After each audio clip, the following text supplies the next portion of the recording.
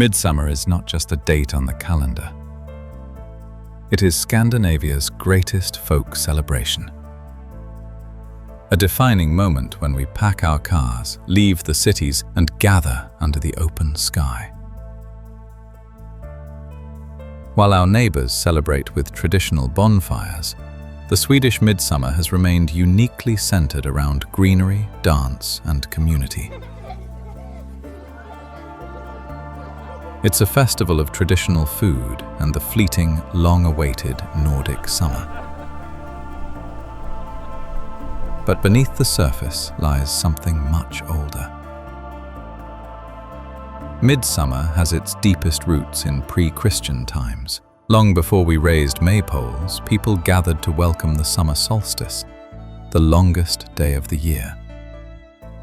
It was a time to honor the life-giving forces of nature, and some believe it may also have been connected to the Norse fertility gods Frey and Freya.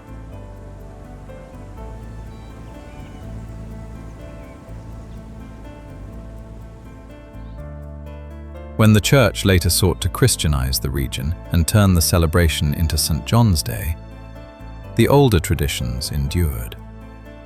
The old customs proved stronger than the Church's efforts to replace them, surviving for centuries alongside the new faith. In the old farming society, Midsummer marked a special pause in the agricultural year.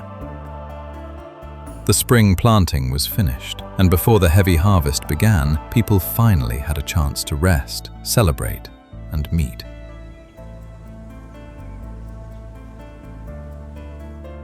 The maypole itself has been part of Swedish midsummer celebrations for more than 500 years. But it grew from even older traditions of decorating gathering places with greenery and birch branches long before poles became common.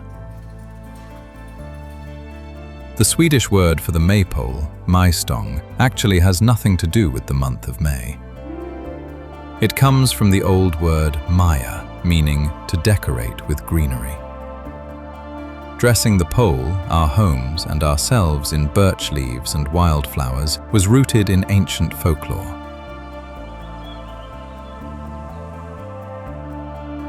The leaves were believed to carry protective powers, shielding crops and cattle from storms and evil forces. As Sweden industrialized in the 20th century, the tradition evolved but kept its unique status. When statutory summer holidays were introduced, Midsummer became the unofficial starting point of the nation's summer vacation. In industrial mill towns, employers would often treat their workers to pickled herring, beer, and schnapps, a menu that is still served on long tables across the country today, followed by strawberry cake, drinking songs, and lively games under the open sky.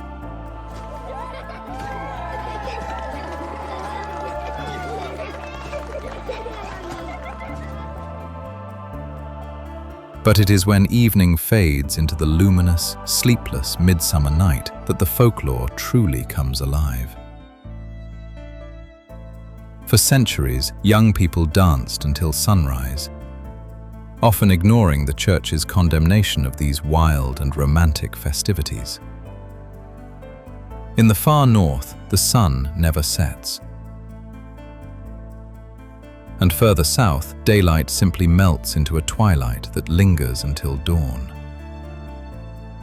This endless light is why Midsummer has long been considered the most magical night of the year, a time when the boundary between our world and the supernatural grows thin.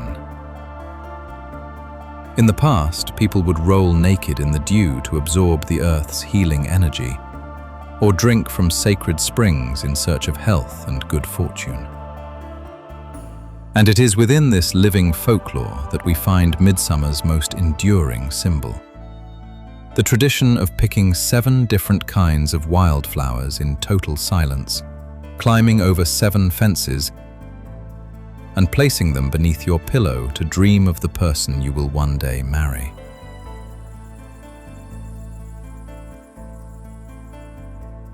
To this day, we still wear flower crowns in our hair and dance beneath the bright northern sky. Midsummer remains our living link to history, folklore, and the ancient rhythm of nature. A tradition passed down through generations for centuries. A tribute to light, life, and the enduring spirit of the Nordic summer.